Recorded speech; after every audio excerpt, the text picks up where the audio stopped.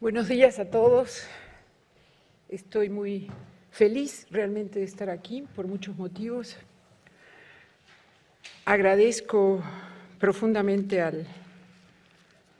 la Asociación de Amigos del Museo del Prado, a la Universidad Complutense por esta invitación y a ustedes por compartir estos días donde hemos aprendido mucho.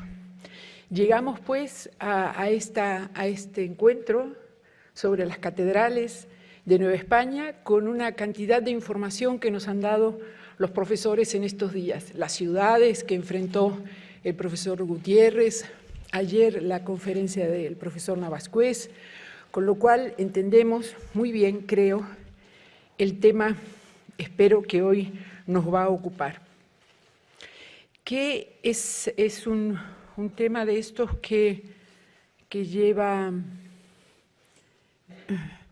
muchos años de trabajo, porque hay que entrar a los archivos de las catedrales, que no es tarea fácil, y en particular, de manera muy especial, los archivos de los cabildos eclesiásticos, que no siempre están abiertos y disponibles, y que cuando se abren a veces tienen un ritmo por goteo, lo cual hace que acabe con la paciencia de uno o simplemente blinde la paciencia de manera tal que gane la investigación.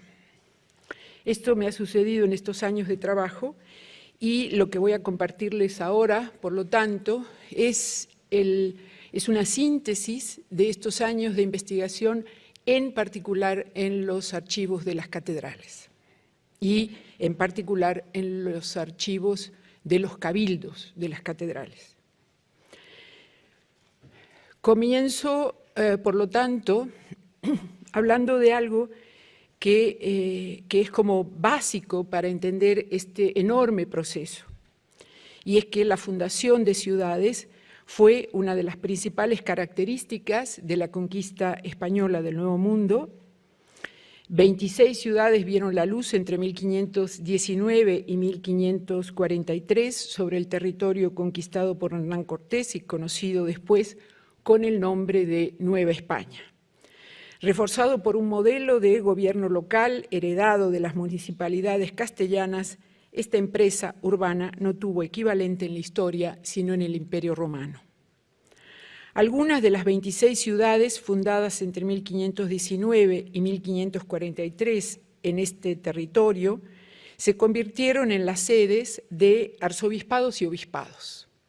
Esto que estamos viendo, pues, es un mapa con todas las dificultades que las fronteras tienen para establecer en este periodo, pero que nos ayudan a entender los dos grandes virreinatos americanos, que hasta el siglo XVIII no se convirtieron en otros cuatro.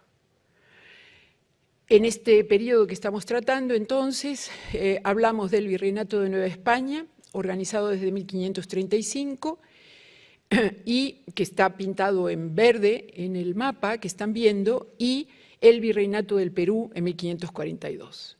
Lima y México eran las sedes de esos dos virreinatos donde se asentaban los virreyes y su corte virreinal. El resto de divisiones que ustedes están viendo son las audiencias, la segunda gran subdivisión, fundamental subdivisión, que tiene que ver con la organización de la justicia. Donde estaba el virrey, en Lima y en México, el virrey era el presidente de la Real Audiencia. Donde el virrey no estaba, había presidentes de audiencia junto con los oidores. Voy a insistir un poquito, 2 minutos nada más en esto, porque debemos entender qué pasa cuando se fundan las catedrales y en las catedrales obispados y después arzobispados.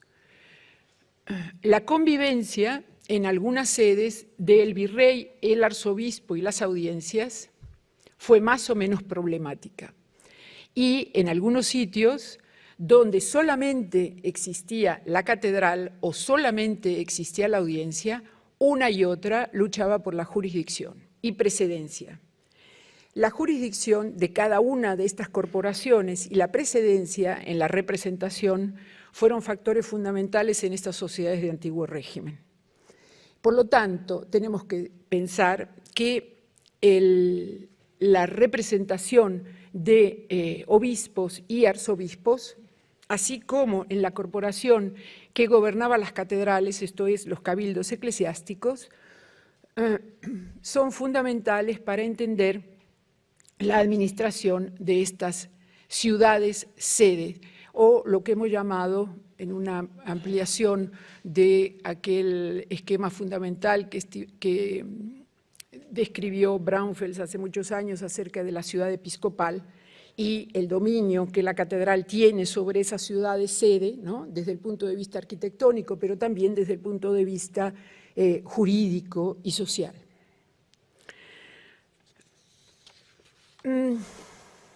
La primera oleada de las órdenes religiosas, como vimos con la magnífica conferencia sobre la pintura mural del siglo XVI, hizo de los conventos un espacio particular de expresión de aquellas ideas y reflexiones acerca de las órdenes religiosas, de su función de evangelización, de la experiencia anterior, en el caso de los agustinos, esta experiencia eremítica que veíamos, ¿no?, en los muros de algunas de las porterías, y la transformación en órdenes mendicantes. Esa fue una etapa que algunos llaman la conquista espiritual, un término que ha sido muy discutido últimamente,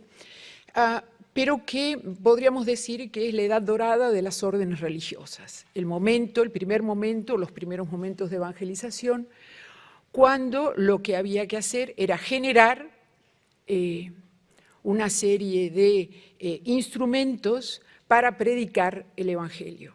Esto es, funcionaron como tales la pintura mural, los catecismos, los diccionarios para aprender las lenguas indígenas, una serie de instrumentos de los que se valieron las órdenes religiosas para cumplir con su tarea. Pero al mismo tiempo que iban desarrollando esta enorme tarea, si ustedes ven los territorios de los que estamos hablando y la extensión de estos enormes territorios, podemos entender lo que significó ese avance de las órdenes religiosas. En ese momento comenzaron a tener cada vez más prioridad, cada vez más espacio, cada vez más dinero, cada vez más haciendas, más extensiones de territorio conquistado, ganado para las órdenes religiosas. Esto lo llevó a que las funciones originales, organizadas en lo que se llamó como doctrinas, pasaran a convertirse en una administración parroquial, lo cual generó no pocas dificultades con las catedrales, básicamente dos. Uno es el cobro de los diezmos, que catedrales y órdenes religiosas pelearon durante mucho tiempo. Las catedrales, lógicamente, querían recuperar la posibilidad de cobrar los diezmos que las órdenes religiosas recibían, por muchos motivos, para su propia administración, para la organización de sus iglesias, esto que veíamos de las quejas de los obispos y arzobispos acerca de la pobreza de las catedrales frente a la monumentalidad de los conventos religiosos fue una realidad. Por lo tanto, para construir las nuevas catedrales, todos tenían catedrales primitivas que decían que eran pequeñas iglesias de barro, de las que se quejaba muchísimo, Zumárraga entre ellos, y siendo franciscano, decía que los franciscanos tenían mejores iglesias que la propia Catedral de México, y por lo tanto debían las catedrales recuperar el cobro de los diezmos. Esto llevó a muchos litigios, hasta que las catedrales se organizaron con representantes, gestores, que enviaban a la corte para organizar sus negocios.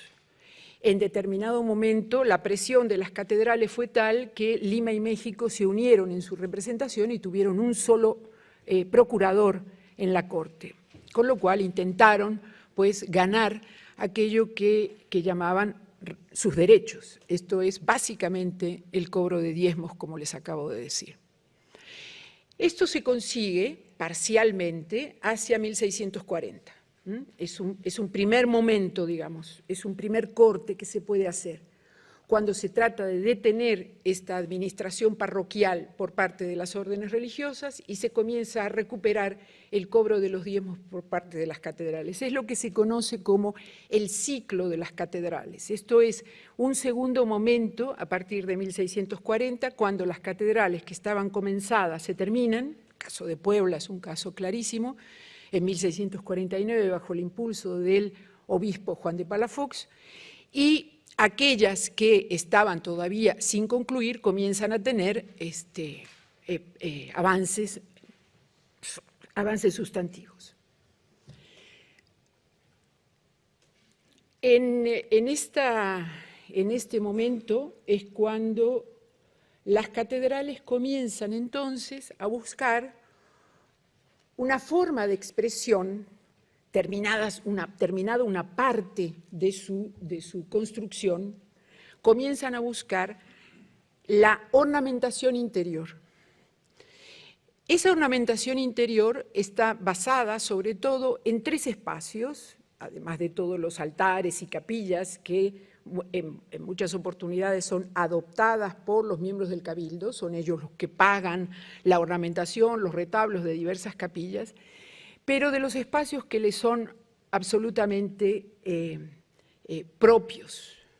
Esto es la sacristía, la sala capitular y el coro, que son los tres espacios capitulares por excelencia. Y para eso eligen algo, y la casualidad no es casual nunca, eligen un sistema de imágenes que hoy, del cual hoy pueden ver ustedes aquí en el Museo del Prado, una parte, que son los bocetos de Rubens, en esta magnífica exposición, y que en el año 2014 mostró otra parte de este sistema que tiene que ver con la tapicería de las descalzas reales y la serie de bocetos, modelos, los propios cartones, la tapicería y los grabados que se hicieron posteriormente. Vamos a ver. Les hago una síntesis de la historia de la tapicería, por si alguien no la tiene muy fresca, y es que Isabel Clara Eugenia, en una fecha que se había aceptado durante mucho tiempo, en 1625, ahora en esta publicación de 2014 del Museo del Prado, se está discutiendo esa fecha y se está llevando un poco más atrás, inclusive desde 1620, 1622, pero Isabel Clara Eugenia, gobernadora de los Países Bajos, ya viuda, como la estamos viendo en este fantástico detalle de un retrato de Rubens, encarga al mismo Rubens una serie, una tapicería, que iba a ser regalada al convento de las Descalzas Reales de Madrid, donde todavía se conserva. Estos diseños de Rubens comenzaron por unos pequeños, muy pequeños bocetos indicativos de la temática, siguieron luego por los modelos, que son los que están aquí, algunos de ellos, 6 que se conservan aquí en el Museo del Prado y que pueden ustedes ver en las salas, que fueron restaurados en el año, se dieron a conocer y terminados en el 2014, que tiene como tema central y como motivo central el triunfo de la Iglesia. Toda la serie se llama El Triunfo de la Eucaristía la serie eucarística. Vemos este magnífico detalle y se los muestro porque necesitamos entender que este es el tipo de detalle plástico, pictórico, que no llega a la Nueva España. Tampoco llegan los tapices que se hicieron en la manufactura de Jan Raes, de los cuales les estoy mostrando solamente aquellos temas, son solamente 3 temas que van a ser retomados para las sacristías de las catedrales en México. Lo que llegan son los grabados. El tema de la circulación de grabados, que es un tema fascinante para el arte, y no solamente para el arte hispanoamericano, como se ha querido ver, sino para el arte en general, como gran transmisión de temas, de motivos, de ideas centrales, y no solo para la Iglesia Católica. Hay una diferencia de tiempo. Los tapices comenzaron a llegar en 1628 hasta 1633 aproximadamente. Se iban haciendo, ¿sí? y se iban enviando al convento de las Descalzas. Y los grabados, que fueron, como ustedes saben, instrumentos que muchos pintores, y no solamente Rubens, nos podemos ir un siglo antes y pensar en Rafael, por ejemplo, y la manera en que estaban conscientes de que iban a difundir aquellas formas que les interesaban, aquellos temas que les importaban por medio de los grabados. La serie fue grabada unos años después, entre 1647 y 1652. Los grabados no están fechados, pero es posible una datación a partir de algunas inscripciones, dedicatorias que tienen en la parte baja de las estampas, tal como lo están viendo ustedes ahora. Los grabados, al igual que toda la serie, reportan nuevamente esta idea de una tapicería fingida que está sostenida en la parte superior por unos angelillos, debajo de estas grandes guirnaldas que ven ustedes de frutos, y cuyos extremos, cuyos bordes inferiores, ¿sí? parecen como un tapete que se dobla, ¿no? en la parte inferior. Y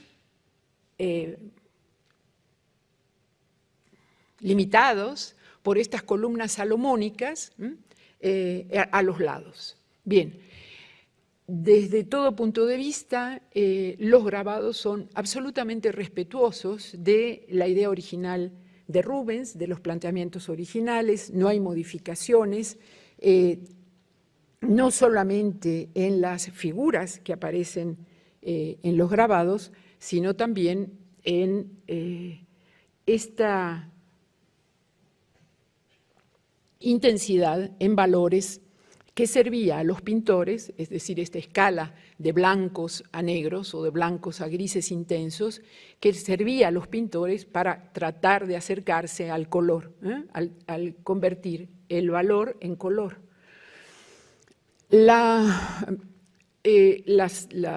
3 figuras de la serie, de los 20 diseños para tapices, se tomaron 3, el triunfo de la Iglesia que acabamos de ver, el triunfo de la fe católica, que es el que estamos viendo, que como ustedes ven siempre son carros, y ahí sí que hay una enorme literatura sobre el tema, tanto en la literatura de los carros triunfales romanos, cuando llegaban los soldados romanos junto con los emperadores y los luchadores, digamos, ganadores de batallas, con sus carros, donde traían atados en la parte de atrás, no solamente el botín, sino también aquellos que habían esclavizado. Por lo tanto, el esquema de un carro donde viene el vencedor y que lleva atrás su botín y sus esclavos, es retomado, digamos, de esta manera por Rubens. Y vamos a ver después con algunos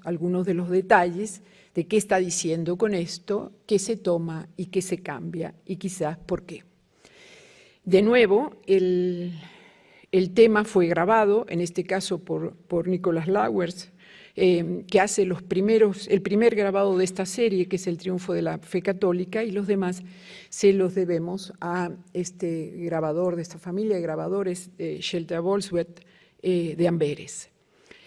La serie tiene una fecha bastante próxima, 1646-48.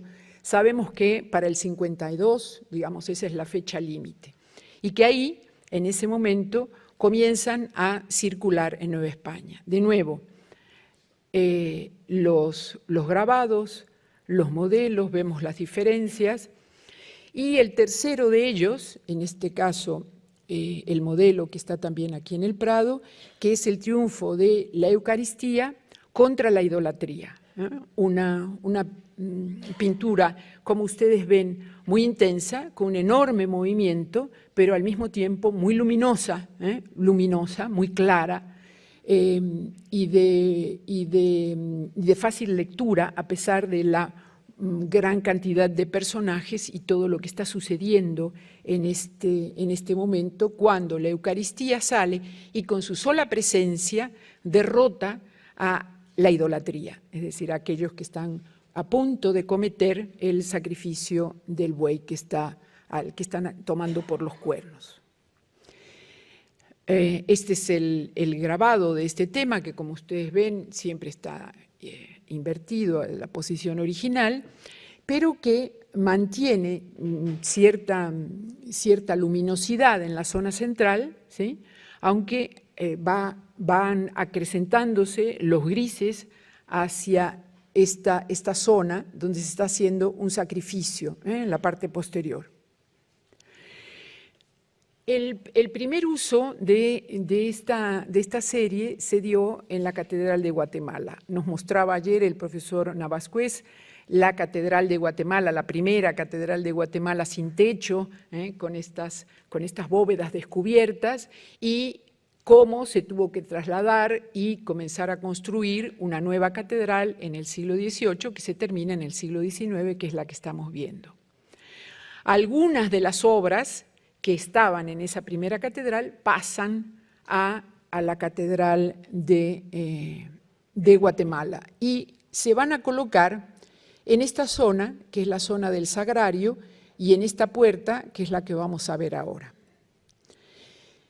Esta es la puerta del Sagrario, donde se colocó este par de pinturas, que son las primeras que conocemos por ahora.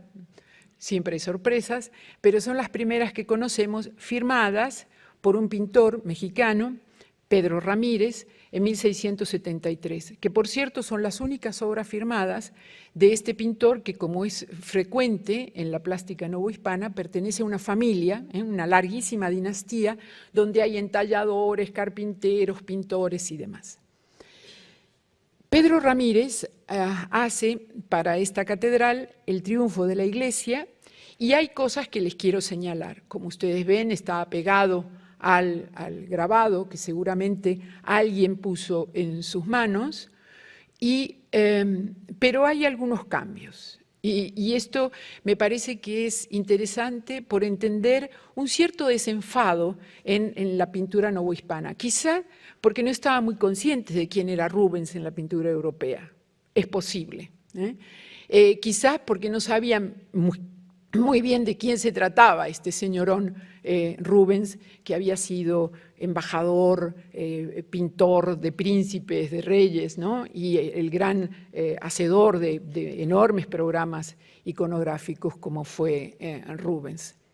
Y entonces Pedro Ramírez lo que hace es, fíjense, voy a marcarlos con el puntero del mouse, coloca sombras donde él considera que debe ir sombras. Es decir, que si aquí hay un ángel que está llevando una tiara que va a colocar sobre la cabeza de la iglesia, esa cabeza o esa cara de la iglesia debe recibir una sombra, y le pone una sombra aquí.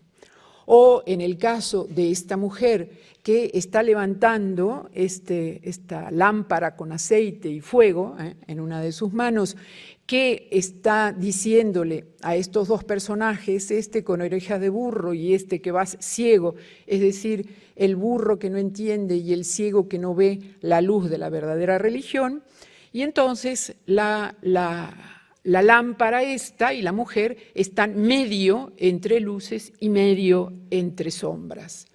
Este cambio muy interesante que hace Pedro Ramírez nos permite ver que trabajó con cierta libertad la pintura, no el tema al que siguió cabalmente, pero sí se tomó algunas libertades para mejorar seguramente lo que él consideraba que era mejorar la pintura de Rubens.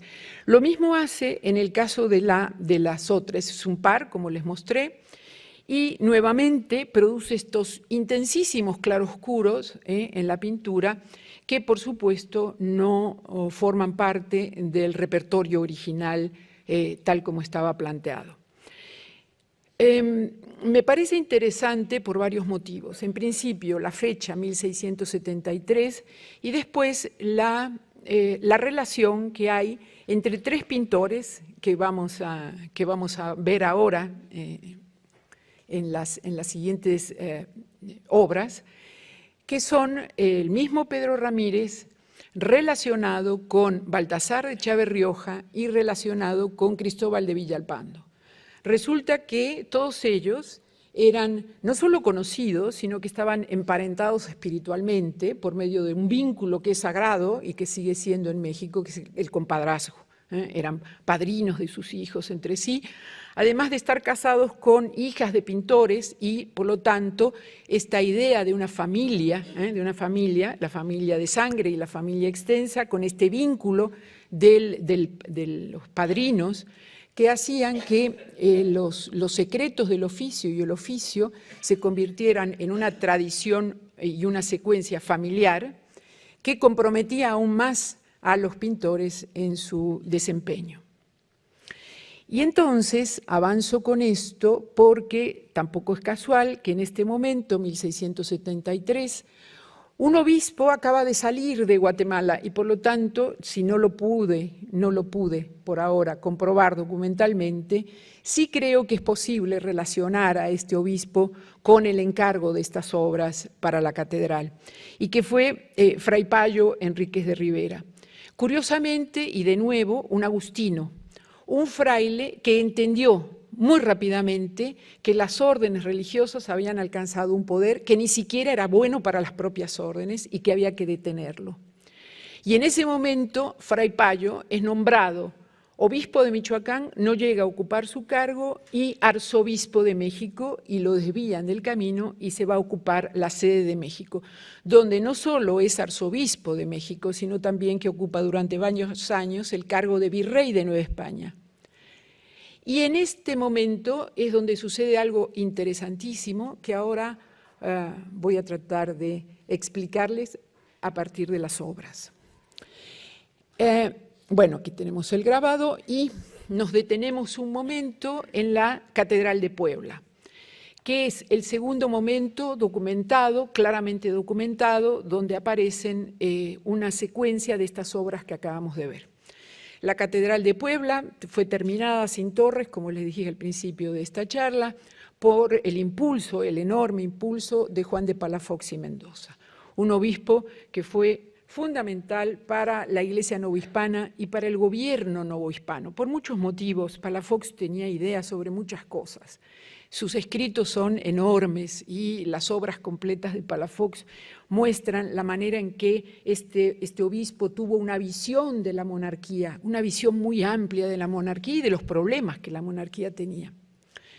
Antes de llegar a México, ocupar el cargo de obispo de Puebla, visitador de Nueva España, con lo cual imaginen ustedes que llegaba con cierto poder, venía a hacer la visita, es decir, a ver qué pasaba con el gobierno de la Nueva España, había ocupado el puesto de confesor en las descalzas reales, pero también limosnero, y acompañó a la reina María de Hungría en su viaje en 1630 cuando iba a encontrarse con su esposo. Esta cercanía con la corte me permite suponer que Palafox conoció los tapices, las tapicerías de las descalzas reales y que por lo tanto debe haber querido el tema, debe haber entendido de qué se trataba ese tema. En ese momento es considerado Palafox como uno de los primeros e importantes obispos tridentinos. Palafox considera que la Iglesia debe reorganizarse claramente y que el obispo, y solamente el obispo, en cada diócesis debe ser la cabeza y que todas las fuerzas eclesiásticas deben obedecer al impulso de ese obispo. Eso y el conocer a las élites locales, con las cuales produjo una explosiva asociación, llevó a que finalmente en 1649 Palafox fuera llamado a la corte, a Madrid, y que el rey le dijera, mire, lo lamento mucho, pero usted no va a regresar a Puebla, que era lo que él quería, y por favor no produzca muchos movimientos porque los reinos están tranquilos y quiero que así los encuentre y no lo que pasó en las Indias. Esta reprimenda de Felipe IV hizo que Palafox finalmente se fuera al obispado de Osma en 1653, donde murió en 1659. Palafox estaba lleno de estampas, lleno. Inclusive al morir, y aquí está la profesora Diana Carrió, al morir distribuyó muchas de las estampas que él tenía entre miembros de la corte a los que él consideraba, ¿no? Inclusive les decían cómo era posible que le regalara estampas al rey, ¿no? Teniendo el rey la magnífica colección de pinturas que tenía. Pero Palafox estaba muy orgulloso de su colección de estampas. Inclusive dejó asignados cosas, como por ejemplo un Cristo. Adentro del Cristo tenía la indicación, este Cristo va a ir a parar al altar tal de la Catedral de Puebla. Todo estaba organizado, cada una de sus estampas, cada una de sus figuras. Si él supuso, organizó, pensó que estas estampas podrían ser parte de la ornamentación de su Raquel, como llamaba a la Catedral de Puebla, no lo escribió, lo cual lo lamento mucho, pero como la historia también es cuestión de imaginación, podemos suponer que Palafox quiso para la Catedral de Puebla esto que ahora vamos a ver. Esta es la planta de la catedral, vamos a ingresar por aquí a la sala de los gobelinos, a la antesacristía y a la sacristía de la Catedral de Puebla. Entonces, veamos. Esta es la sala de los gobelinos, es la que, así lo llaman, conserva la Catedral de Puebla, una magnífica colección de tapices. La Catedral de México también la tuvo. La tapicería de la Catedral de México estaba dedicada a temas veterotestamentarios, pero hacia 1632 en los inventarios ya no aparece. Y esto tiene que ver con algo de lo que también nos habló ayer el profesor Navascués. En este caso es el tema de los desastres, pero también el deterioro. Y el deterioro se producía en este caso por muchos préstamos. También le pasó a las descalzas reales, que le pedían constantemente, ellas pedían tapicería y también le pedían a ellas las tapicerías. Entonces, le pedían a la Catedral de México la tapicería para una fiesta de tal iglesia, para una procesión, y entonces las cosas se fueron deteriorando y perdiendo. Pero además, en 1629 hubo una gran inundación en México que duró varios años, que no solamente desplazó el centro de las actividades desde la Ciudad de México hacia la Ciudad de Puebla durante varios años, la gente se comunicaba por botes en la ciudad, así la circulaban, sino que además produjo un deterioro artístico enorme. Bueno, el asunto es que desapareció. Puebla, a la que un famoso jesuita llamó la Toledo de las Indias por su enorme riqueza, conservó su tapicería, ingresamos a la sacristía y nos encontramos con de nuevo esta elección que hace el cabildo de la catedral, que le da en 1675, el contrato es claro y le dice, le dimos a Baltasar de Chávez Rioja, en este caso un pintor nacido en 1632, muerto en 1682, miembro de una larguísima dinastía de pintores que empieza con un pintor vasco, Baltasar de Chávez, que llega a México a finales del siglo XVI, y que pinta en 1675 estas tres grandes obras para la sacristía de la Catedral de Puebla. y ahora de nuevo tenemos emparentados a estos dos pintores de los que hablábamos antes, muy relacionados entre sí, abordando temas similares, pero como ustedes pueden ver muy claramente ya desde el inicio, si bien las fotos no son magníficas, en el triunfo de la Iglesia, es la primera, la central que estamos viendo, eliminó las columnas, eliminó en la parte superior cualquier intento de mostrar estos ficticios tapices y mientras siguió el esquema conocido hasta el momento por Rubens. De un lado y de otro, el triunfo de la Eucaristía sobre la idolatría, donde de nuevo modifica las columnas, quita las columnas salomónicas, nos pone estas columnas de fuste liso sobre un gran soporte, y en la siguiente el triunfo de la fe católica, con lo cual termina este pequeño ciclo de la sacristía de la Catedral de Puebla. Sigue Echavarrioja a Rubens, modifica algunas cosas, por ejemplo, en estas tres figuras, aquí la naturaleza, que debe llevar varios pares de pechos, ¿sí? Porque así se lo representa, esa es la iconografía de la naturaleza, hace esta especie de tela arrugada, ¿no? Aquí para evitar los pechos desnudos en la sacristía de la catedral. Lo que resulta interesante es dar la vuelta, ¿no?, a la antesacristía, que es lo que vamos a hacer ahora, y ver que en el siglo XVIII estas ideas se completan. ¿Y de qué manera? Estos proyectos de gran envergadura que generalmente llevan mucho tiempo, digamos, son terminados finalmente, en el caso de la sacristía de la Catedral de Puebla, por un obispo, Pantaleón Álvarez de Abreu, al que ahora vamos a ver, que encarga las dos pinturas laterales, el lavado de los pies y la última cena, y una gran pintura central que hace frente a frente con el triunfo de la Iglesia, que es este patrocinio, enorme patrocinio, donde la Virgen aparece con sus caudatorios, en este caso San Miguel, San Pedro y Santiago, junto con San José, San Pablo y Santa Rosa de Lima. Lo que es interesante es que debajo de su manto, de su generoso manto, está todo el cabildo de la Catedral de Puebla. Es decir, la corporación está hablando de sí misma, y no solo habla de sí misma, sino que se representa a sí misma en esta magnífica patrocinio. ¿Quién es el que encarga la obra? Don Pantaleón Álvarez de Abreu, por cierto, un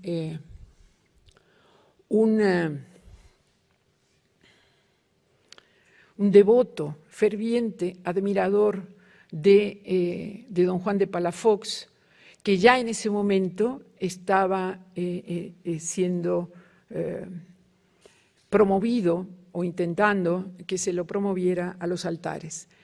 Tenía don Pantaleón Álvarez de Abreu unas zapatillas que habían pertenecido a don Juan de Palafox, y cuando le dolía algo, alguna parte del cuerpo, se lo ponía, ¿no?, sobre la cabeza a manera de relicario. Pero lo que es interesante es que está el fundador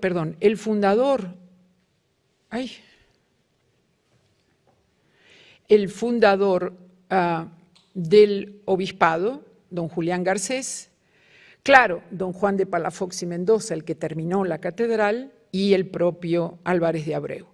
Con lo cual está haciendo un trío de obispos que él consideraba que eran los grandes obispos de la Catedral de Puebla y su cabildo. Termina este ciclo en un proceso muy interesante, con un altar de los reyes que había dejado sin terminar, pero en cuyo diseño había querido intervenir Juan de Palafox, y la cúpula de la Catedral de Puebla, que va a pintar en 1688 Cristóbal de Villalpando, donde de nuevo estamos frente a una gran exaltación eucarística mariana. Ya vimos en la catedral, no se lo señalé muy rápidamente, pero que teníamos a la Virgen del Pilar y a la imposición de la casulla San Ildefonso, marcando la vocación mariana de la catedral y del cabildo. Bien, llegamos a la Ciudad de México. Esta pintura que estamos viendo es de Cristóbal de Villalpando y la fecha discutida, muy discutida, es alrededor de 1695, y esto tiene que ver con el Palacio Virreinal, que es el que ustedes ven aquí, destruido después del motín de 1692, una revuelta muy grande que hubo en la Ciudad de México, donde el pueblo salió a gritar porque quería pan y porque quería sacar al mal gobierno. La plaza mayor de la Ciudad de México está ocupada por el Parián, el mercado construido, y por el mercado informal, la acequia y la catedral, que como ustedes ven está todavía sin terminar. Para quienes quieran curiosear por el cuadro, hay, creo que alguien los contó, más de 1500 figuras, y están personajes entrando, saliendo a la catedral. Ayer veíamos estos mitotes, estas fiestas. Hay personajes aquí que están entrando vestidos de caballeros águilas, caballeros tigres, ¿no?, en un mitote bélico. A la catedral viene otro grupo con la procesión, y aquí está llegando el virrey, ¿no? Bueno, pasan muchas cosas. La plaza como el espacio de sociabilidad, como el espacio centro de la ciudad. Bueno, esto está terrible. Rápidamente me quedo con esta pintura de Arellano de la Plaza Mayor en Nochebuena, donde de nuevo vemos a la catedral tal como quedó durante muchos años, con una sola torre, y son estos procesos constructivos muy largos. Finalmente las torres se terminan y toda la catedral se concluye en el siglo XIX. Pero en 1684, cuando nos enseñaron ayer que estos diseños que vemos en la planta arquitectónica están hablando de un tipo de bóveda, ¿no?, un tipo de bóveda de lazos, como son los de los espacios más antiguos de la catedral, que son estos, los de los ángulos, la sacristía, la sala capitular y algunas de las capillas angulares. Como siempre pasa, me come el tiempo.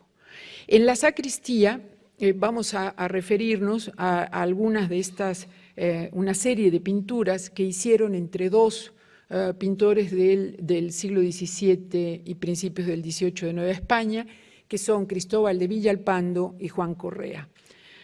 Juan Correa, que al principio se hizo más famoso por ser un pintor mulato que por ser pintor, y Cristóbal de Villalpando, que a partir de un enorme trabajo de un equipo de investigación del Instituto de Investigaciones Estéticas, con una exposición y un libro espléndido publicado en 1999, si no me equivoco, lo dieron a conocer de una manera más extensa, y varias exposiciones, incluidas el Museo del Prado.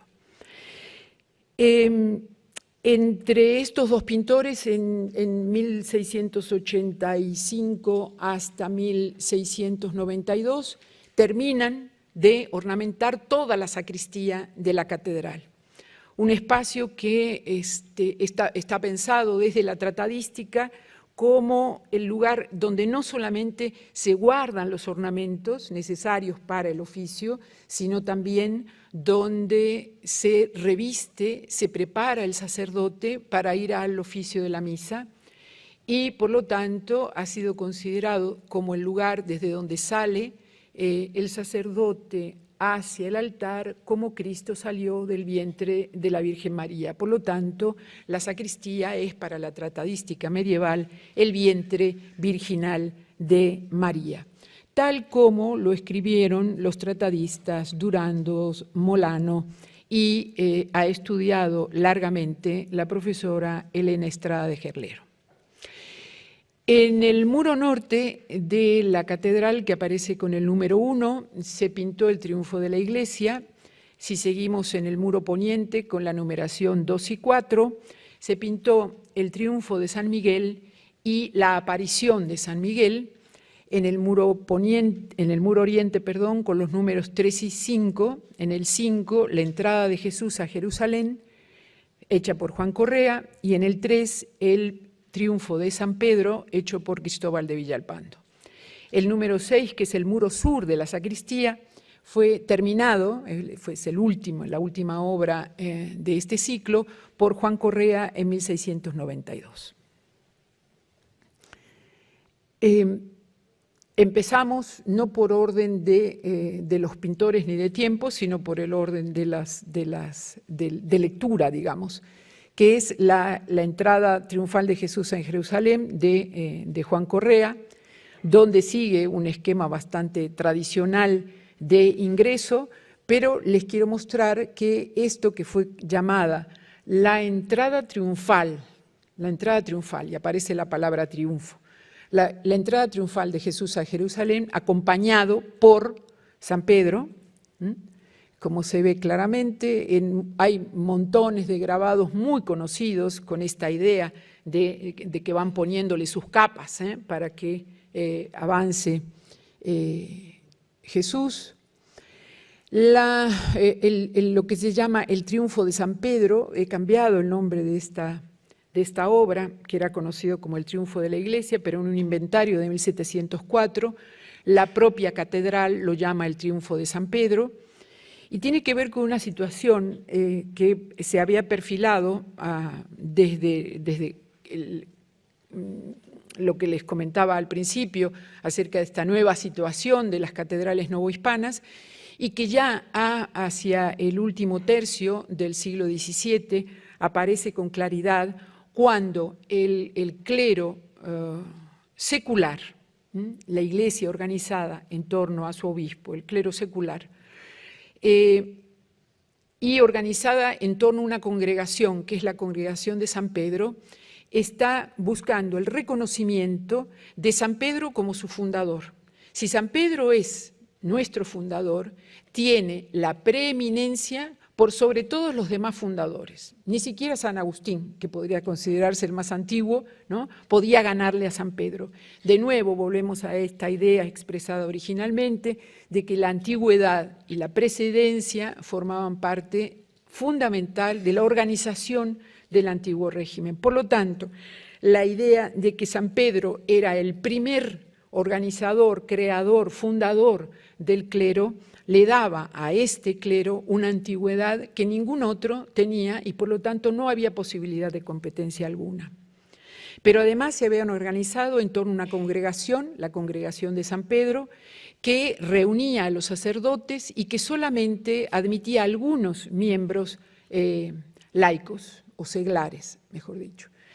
En este caso solamente a algún virrey y alguna virreina, y que, cuyos abades eran miembros del cabildo de la catedral, en algunos casos además miembros muy importantes de la sociedad novohispana. Me detengo, creo que a fuerzas un poco, en esto, no sé cómo está el tiempo, de este rinconcillo que quiero mostrarles, de esta obra, donde Villalpando está uniendo dos grabados.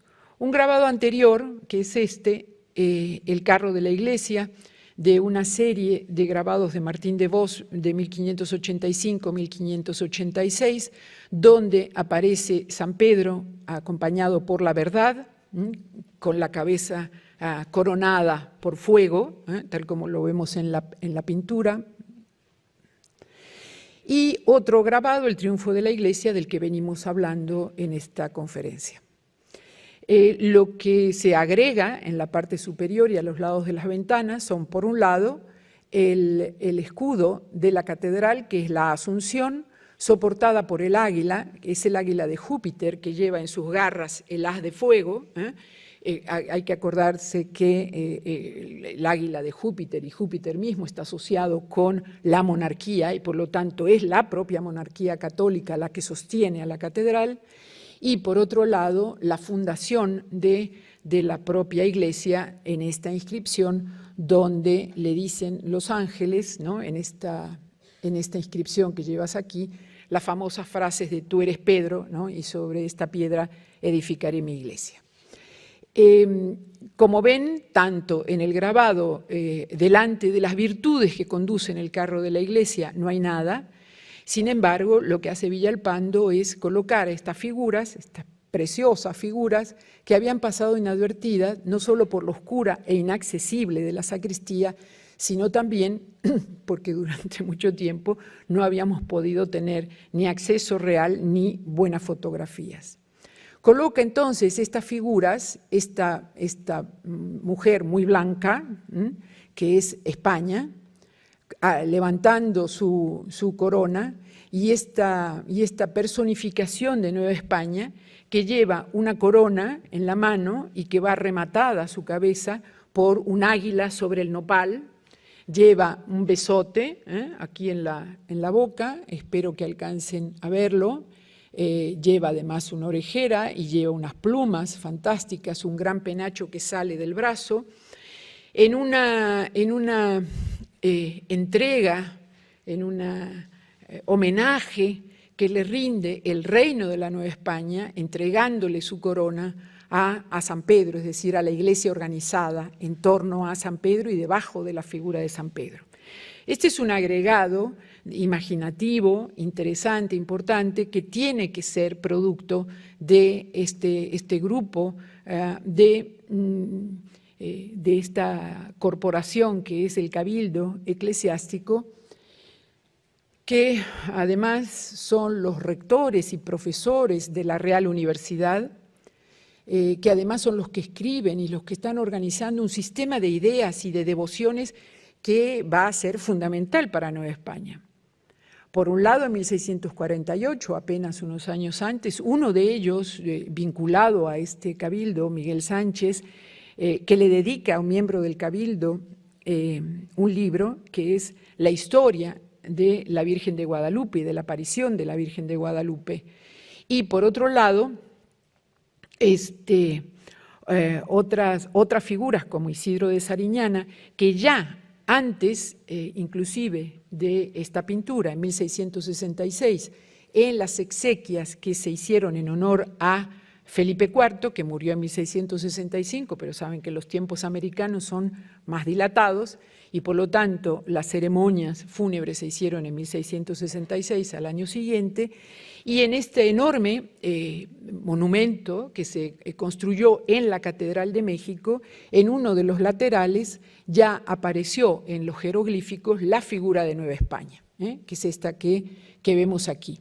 Estos jeroglíficos, aquí está, la Nueva España, es decir, que un poco más vestida, digamos, y con un largo huipil, que en el caso de Villalpando, ¿no?, que acabamos de ver, pero estamos hablando de unos 20 años de diferencia, 1666, 1686, pero ya hay una especulación en torno a esta idea de la Nueva España, incorporada a la catedral, incorporada a la iglesia, incorporada como reino en homenaje a su rey, en este caso que es Felipe IV, y a la iglesia organizada. ¿Cómo estoy de tiempo? No tengo la menor idea. ¿Ya? 5 minutos. Bueno, entonces voy a tratar de cerrar en 5 minutos. Le pido que me disculpen. Como siempre, cuando los temas fascinan, los tiempos se hacen cortos. Entonces, lo que está pasando aquí, y les quiero mostrar algo que a mí me importa mucho que vean, que es del lateral, es este lateral, sobre todo este lateral, que tiene que ver con el triunfo de San Pedro. Perdón, con el triunfo de San Miguel. Y que no es cualquier San Miguel, es este San Miguel. Vamos a ver, vamos a dejar estos temas que son un poco más conocidos y vamos a ir hacia esto que quizá les resulte un poco más desconocido, que es el tema de San Miguel. Estamos acostumbrados a ver a San Miguel como el príncipe de las milicias celestiales, como aquel que derrota al monstruo de las 7 cabezas y a San Juan escribiendo el Apocalipsis y a la mujer vestida de sol, tal como relata San Juan en el Apocalipsis, cuyo hijo, ¿no?, es salvado. Pero al lado de esta enorme pintura aparece otro San Miguel, que me interesa señalarles. Son 3 apariciones. En el lateral de la Puerta Mariana, la aparición de San Miguel en el Monte Gárgano. En el otro lateral, la aparición de San Miguel en el Castel Sant'Angelo. Y en el tercero, central y lleno de luz, la aparición de San Miguel en México. En 1631, exactamente 100 años después que la Virgen de Guadalupe, que apareció en 1531, en 1631 se relata la aparición de San Miguel. Igual que en el caso de Guadalupe, aparece San Miguel frente a un indio muy humilde y le dice, que también se llama Diego, y le dice que tiene que ir a decirle, contarle a su obispo, esto sucedió el 7 de mayo, que era la fiesta de San Miguel, le dice que le vaya a decir a su obispo que había aparecido y que había que levantar una iglesia, y el obispo, alertado por la leyenda anterior, la de Guadalupe, dice, bueno, le voy a creer, vuelve a aparecer San Miguel lleno de luz. El relato establecido, contado por un jesuita, el padre Nierenberg, nos cuenta que la principal característica de San Miguel es que está lleno de luz y que aparece luz por debajo de la puerta, ¿no?, lo cual es un indicativo de la aparición celestial. La fiesta de San Miguel, la aparición de la fiesta de San Miguel, que es el 8 de mayo, se convierte en una de las fiestas más importantes de la Catedral de México. Y de nuevo, esta idea de que no es cualquier San Miguel, es el San Miguel aparecido en México. Hay un cierre en esto que trataré de hacer rápidamente con esta figura. El obispo, en este momento, el arzobispo de México, Aguiar y Seijas, junto con los miembros de su cabildo, igual que en la Catedral de Puebla, en una autorreferencialidad que realmente es llamativa, por esta presencia significativa que ellos tienen, donde están hablando sobre sí mismos y de la importancia de su corporación, aparecen a rendir homenaje a San Miguel. En toda la sacristía, que culmina con la Asunción de la Virgen, que es la titularidad de la catedral, que representa a Juan Correa en esta figura veterotestamentaria de las 3 sillas de oro, donde la Virgen se acerca a su hijo que le espera, sale a recibirla vestido esplendorosamente, con un traje lleno de movimiento, ¿no?, y de luz, y los ángeles. Todo el perímetro de la sacristía, el perímetro superior de la sacristía, está frecuentado por ángeles. Ángeles, oíamos ayer música, imaginemos eso que estábamos oyendo ayer, ángeles tocando esa maravillosa música que nos hicieron oír, con los instrumentos, órganos, arpas, vihuelas, cantando, una música celestial que rodea a toda la sacristía de la catedral. Muchas gracias por su atención.